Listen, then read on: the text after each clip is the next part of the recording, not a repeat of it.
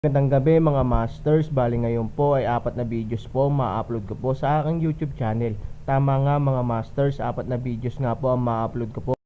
Mga masters, okay lang po bang wag nyong skip ang mga ads sa aking mga videos? Salamat po talaga mga masters sa solid na pagsuporta po sa akin. Yon, what's up mga masters? Nandito na naman tayo sa panibagong araw, panibagong kabanata na naman ang pagsasama-samahan natin ngayon guys.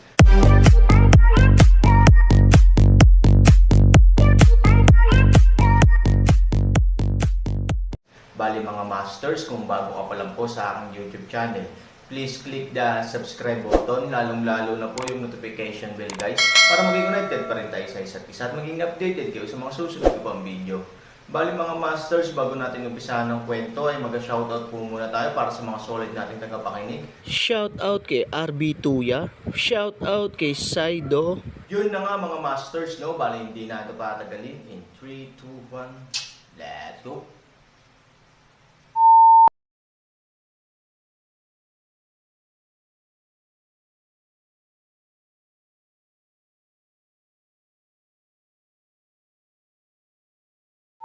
Kabanata 2841 hanggang 2845.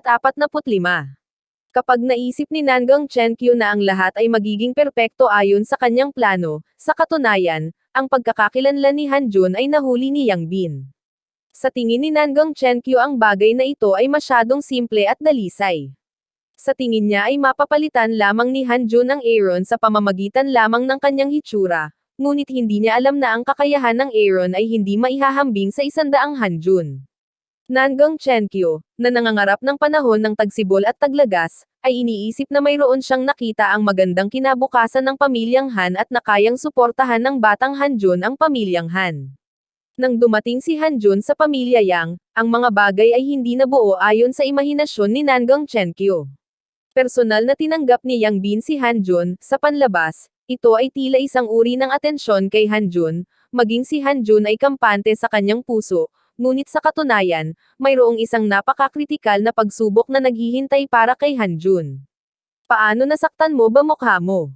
Tinanong ni Yang Bin si Hanjun.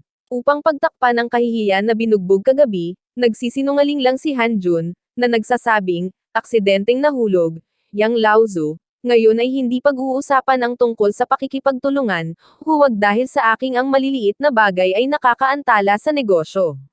Si Hanjun ay isang dalubhasang sinungaling. Kung hindi niya i-co-frame ang Aaron ng paulit-ulit, nagagawing ang Aaron ay maparusahan ni Nangang Chenkyu ng hindi mabilang na beses. Sayang naman ang ganyang dahilan ay masyadong katawa-tawa. Bahala na si Yang Bin, isang matandang Soro, maging ang 3 taong gulang ng pamilya Yang ay hindi makapaniwala. Hanjun. Biglang tumawag si Yang Bin. Walang kamalay-malay na sumagot si Hanjun, Yang Laozu, ano ang masasabi mo? Dahil ang pangalan mo ay Hanjun, bakit gusto mong lumitaw bilang Aaron? Nakangiting sabi ni Yang Bin, ito ay isang napakasimpleng pagsubok, direktang inilantad ni Hanjun ang paa ng kabayo. Ngunit pinatutunayan din nito na ang pinakasimpleng paraan ay kadalasang pinakamabisa. Pagkatapos ng lahat, ang pangalan ni Hanjun ay kasama niya sa loob ng higit sa 10 taon, at ang nakagawiang tugon ay hindi mababago sa maikling panahon. Kahit na idiniin ni Hanjun na siya ay Aaron sa hindi mabilang na beses sa kanyang puso, medyo hindi pa rin nagtatanggol si Hanjun nang biglang lumabas ang salitang, Hanjun, sa bibig ni Yang Bin. Yang Laozu, anong masasabi mo? I was Aaron. How could I be Hanjun? Bahagyang natarantang sagot ni Hanjun. Sino si Yang Bin? Paano siya maniniwala sa ganitong kasinungalingan? Tulad ng dalawang gisantes, ang pagkakakilanlan ni Hanjun ay dalawa. Halos magkapareho siya sa hitsura at figure, ngunit hindi madaling napalitan ang kanyang ugali. Higit sa lahat, walang ugali si Hanjun na dapat taglayin ng isang malakas na tao. Nang dumating si Aaron sa pamilya Yang, napakayabang niya at humarap sa lahat ng mga taong nang-uudyok sa pamilya Yang. Sa oras na ito, paano magiging Aaron ang sunod Sonyeon ni Hanjun? Maaaring hindi mo alam ang pagkakaiba mo sa Aaron, ngunit nararamdaman ko ito. Kailangan kong sabihin na ang kilos ni Nangang Chenkyu ay bulok sa sukdulan. Iniisip pa niya na ang parehong hitsura ay maaaring magtago ng katotohanan at tretuhin ako bilang isang tanga. Sabi ni Yang Bin light. Si Hanjun ay ganap na naguguluhan sa oras na ito. Nang makita ang hitsura ni Yang Bin, ngayon ay nalantad ang kanyang pagkakakilanlan. Bagamat hindi alam ni Hanjun kung bakit, alam niyang kung patuloy siyang mananatili sa pamilya Yang, maaaring nasa panganib siya. Ang dapat niyang gawin ngayon ay umiwas. Lao Zuyang, kung wala kang ibang gagawin, mauna na ako. Tapos na sabihin, Hanjun ay hindi makapaghintay upang tumayo, nais na tumakbo. Nang makita ito, agad na tumayo si Yang Wanlin sa harap ni Hanjun at nakangising sinabi, Hanjun, niloko mo ako ng husto. Muntik na akong mahulog sa mga kamay mo kagabi. Ngayon, gusto mo nang umalis ng ganoon kadali. Kung hindi dahil kay Hanjun, hindi maaaring magkaroon ng direktang salungatan si Yang Wanlin kay Wang Li kagabi, at hindi siya makakaranas ng ganoong uri ng kahihiyan. Ang lahat ng ito ay resulta ng pagpapanggap ni Hanjun bilang Aaron, kaya natural na gustong ilabas ni Yang Wanlin ang kanyang galit kay Hanjun. Ano ang gusto mong gawin? Sasabihin ko sa iyo, kahit na hindi ako Aaron, ako rin ang iyong master ng pamilya Han. Kung gusto mong maging masama para sa akin, hinding-hindi ka pakakawalan ng lola ko. Si Hanjun ay nagngangalit ang kanyang mga ngipin at sinabi na sa oras na ito, siya ay naguguluhan, kaya diretso niyang inilantad ang kanyang pagkakakilanlan. Nang marinig ang pangungusap na ito, tumangala si Yang Bin at tumawa. Napakakapangyarihan ng young master ng pamilyang Han kaya nang ahas siyang magyabang sa harap ng pamilya kong Yang. Ngayon, kahit personal na pumunta rito si Nangang Chenkyu, paano iyon? Hindi ba ako nangangahas na harapin ka? Yang Bin malamig na boses sinabi, Yanjing Shopping Mall, Yang Bin ay hindi maglakas loob sa pakikitungo sa mga tao, lamang Han pamilya sa kanyang mga mata, ay isang clown, isang nunal langgam ay maaaring durog sa kamatayan. Mr. Yang, walang sama ng loob ang pamilyahan ko sa pamilya Yang. Bakit mo ako pinapahiya? Ang mga salita ni Yang Bin ay natakot kay Hanjun, kahit nasanay na siya sa kawalan ng batas sa pamilyang Han, alam pa rin niya ang agwat sa pagitan ng pamilyang Han at ng pamilyang Yang. Sa harap ng ibang mga pamilya, ang pangalan ng pamilyang Han ay maaaring may kaunting lakas para matakot, ngunit sa harap ng pamilyang Yang, ito ay isang biro. Bilang isa sa 3 pamilya sa Yanjing, paano mabibigyang pansin ng pamilyang Yang ang pamilyang Han? Nagpapanggap ka bilang Aaron, hindi mo ba gustong gamitin ang pamilya kong Yang? Tanong ni Yang Bin. Agad na tumanggi si Hanjun na tanggapin ang pangungusap na ito at sumagot, kaya kung gawin ang kayang gawin ng Aaron, at mas magagawa ko pa kaysa sa kanya. Ganun ba? Ngayong sinabi mo na, bibigyan kita ng pagkakataong patunayan ito. Itinaas ni Yang Bin Yang ang kanyang kamay, at lumitaw ang ilang bodyguard sa loob ng pamilya Yang. Nang makita ang ganitong uri ng labanan, natarante si Hanjun at mabilis na sinabi, ano ang ibig mong sabihin, Mr. Yang? Ang Aaron ay madaling makitungo sa mga taong ito. Dahil sinabi mo kung ano ang kaya niyang gawin, magagawa mo ito, at magagawa mo ito ng mas mahusay kaysa sa kanya, tingnan ko, sabi ni Yang Bin. Sa mga tuntunin ng pakikipaglaban, si Hanjun ay isang ganap na basura. Kung hindi siya bugbugin ng ilang gangster kagabi, at kailangang lumapit si Nangang Chenkyu para iligtas siya. Gusto ni Hanjun na iwasan ang bagay na ito, ngunit ito ay isang bitag na inihanda ni Yang Bin para sa kanya sa mahabang panahon. Ang lakas ng ilang bodyguard ay hindi ang may kukumpara ng maliliit na gangster na iyon kagabi. May isip ang katapusan ng Hanjun. Mas malala pa kaysa kagabi. Mas masakit pa kaysa kagabi. Ang eksenang ito ay nagpapasaya kay Yang Wanlin. Naglakas loob siyang magpanggap na Aaron. Ito ang presyong dapat niyang bayaran. Iniisip ang kahihiyan na nakilala niya kay Wang Li kagabi, hindi mapigilan ni Yang Wanlin na sipain siya. Nang malapit nang mamatay si Hanjun, tumigil ang mga bodyguard. Lao Zu, ano ang dapat nating gawin ngayon? Tanong ni Yang Wanlin kay Yang Bin. Tawagan si Nangang Chenkyu. Kung gusto mong isave ang basurang ito, hayaan ang Aaron na lumapit. Pagkatapos mag-isip sandali, sinabi ni Yang Bin kay Yang Wanlin. Sa ngayon, hindi sigurado si Yang Bin kung anong uri ng plano ang Aaron, kaya maaari lamang siyang makipagtulungan sa Aaron ayon sa kanyang sariling mga ideya. Siyempre, ito ang resulta ng maingat na pagsasaalang-alang ni Yang Bin. Bilang isang matandang Zoro, hindi siya gagawa ng anumang madaliang desisyon nang walang higit sa kalahating pagkakataon. Upang gawing Yang Wanlin, agad na kinuha ang mobile phone. Nasa bahay pa rin si Nangang Chenkyu na naghihintay kay Hanjun na magbabalik ng magandang balita. Naisip pa niya kung saang larangan dapat magsimula ang pamilyahan. Hanggat maaari nilang maibalik ang kanilang mga dating mapagkukunan ng negosyo, ilang oras na lang bago makabalik ang pamilyang Han sa pinakamataas nito. Sa suporta ng pamilyang Yang, malalampasan ng pamilyang Han ang nakaraan sa madaling panahon. Maging ang kaisipan ni Nangang Chenkyu ay lumawak, na iniisip na sa ilalim ng pamumuno ni Hanjun, ang pamilyang Han ay magiging pagkakaroon ng 3 pamilyang magkatabi. Ang gayong panaginip ay pansamantalang nag-ambala ng isang ring ng telepono. Nang makita ni Nangang Chenkyu na si Hanjun ang tumatawag, hindi na niya hinintay na pindutin ang answer button. "Junner, paano na? Anong klaseng pagtutulungan ang naabot nito?" Tanong ni Nangang Chenkyu. "Nangang Chenkyu, tapos na ang laro. Kung gusto mong iligtas si Hanjun, magdala ka ng Aaron." Malamig na sabi ni Yang Wanlin. Nang marinig ito, nagbago ang mukha ni Nangang Chenkyu at nagtanong, "Sino ka?"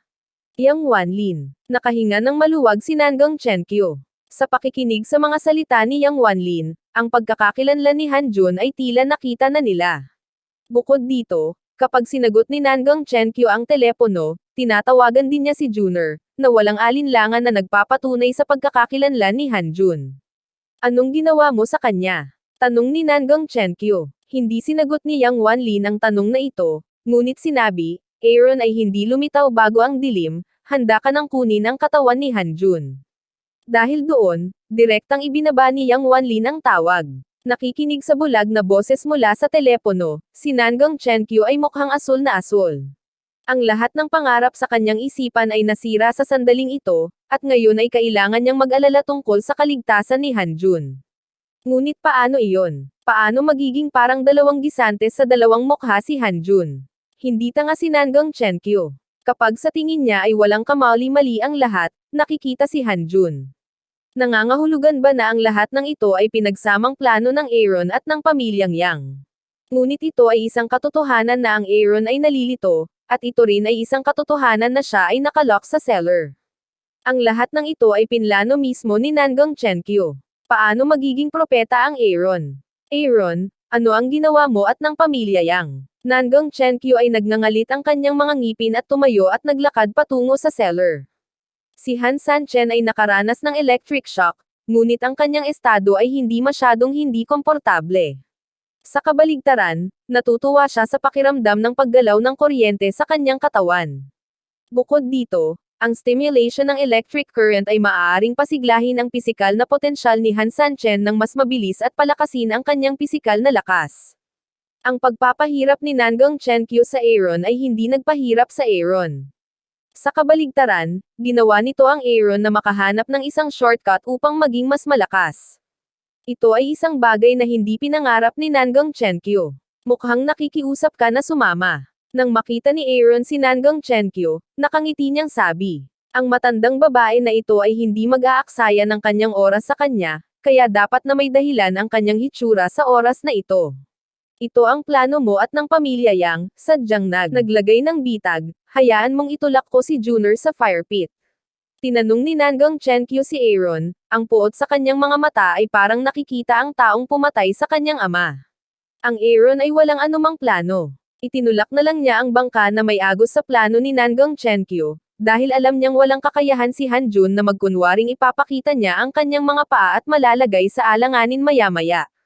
Ang lahat ng ito ay dahil walang kakayahan si Hanjun na palitan siya. Gayunpaman, binanggit ni Nangang Chenkyu ang pamilya Yang, na ikinagulat ni Aaron. Nangangahulugan ba ito na nagalit si Hanjun sa pamilya Yang? Kung gayon, ito ay magiging lubhang kawili-wili. Hindi, hinihiling mo lang kay Hanjun na makilala ang pamilya Yang sa halip na ako. Kung alam ito ni Yang Bin, may paraan ba si Hanjun para mabuhay? Nakangiting sabi ni Aaron. Naikuyom ni Nangang Chenkyu ang kanyang mga kamao. Nilinaw ni Yang Wanlin na kung hindi lalabas ang Aaron, si Hanjun ay magiging bangkay pagkatapos ng dilim. Sa isang paraan, si Hanjun ay talagang walang paraan upang mabuhay. Ngunit hinding-hindi papayagan ni Nangang Chenkyu ang kanyang paboritong apo na magkaroon ng anumang aksidente sa buhay. "Aaron, kung ma-accident si Junner, wala ka ng paraan para mabuhay. Ngayon bibigyan kita ng pagkakataon na iligtas si Junner, at hahayaan na kita this time. Tinanong ni Nangang Chenkyu si Aaron. Aaron disdains na ngumiti. Sa oras na ito, inuutusan pa rin siya ni Nangang Chenkyu.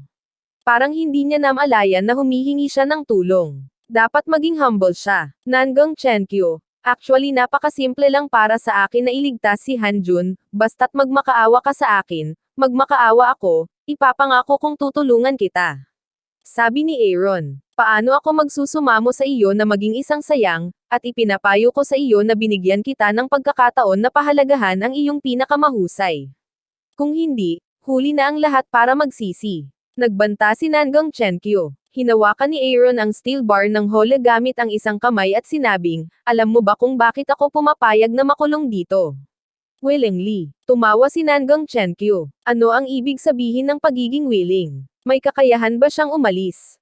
Sa sandaling handa ng pabulaanan ni Nangang Chenkyu ang Aaron, isang eksenang nagpapanik sa kanya. Ang Aaron ay madaling nabaluktot ang steel bar, at ang puwang ng kulungan ay sapat na para makalabas si Aaron. Ibig sabihin, hanggat gustong umalis ni Aaron, makakaalis na siya, ikaw. Nakatingin si Nangang Chenkyu kay Aaron na mapatla ang mukha, hindi magawa para magsalita sandali, sa palagay mo ba hindi ako makakatakas, at hindi ako handang sabihin ito? Sabi ni Aaron. Talagang iniisip ni Nangang Chenkyu, pero pagkatapos niyang makita ang eksenang ito, hindi na niya iniisip, gusto ko nang umalis. Walang makakapigil sa akin sa mundo. Ang dahilan kung bakit ako nakakulong dito ay para hintayin si Hanjun to create a big trouble outside, alam mo, ako lang ang makakapagligtas sa kanya ngayon, kahit si Yanjun ay hindi kaya. Please me, baka maawa ako. Sabi ni Aaron. Halos mabali ang ngipin ni Nangang Chenkyu. Sa loob ng maraming taon, ang Aaron sa kanyang paningin ay palaging sayang. Maging si Nangang Chenkyu ay madudumi kung titingnan pa niya ang Aaron. Ang pagpapahalaga sa sarili ni Nangang Chenkyu ay hindi allow her to ask for help from such a waste. Yun na nga mga masters, no? Bali panibagong kabanata na naman yung natapos natin ngayong gabi. Muli, maraming salamat po talaga sa walang sawang suporta po sa aking YouTube channel na talagang inaabangan nyo po ang bawat upload ko po. Bali mga masters, magkita-kita ulit po tayo bukas ng gabi at ngayon po ay magpapaalam po muna tayo. Bali mga masters, bye-bye!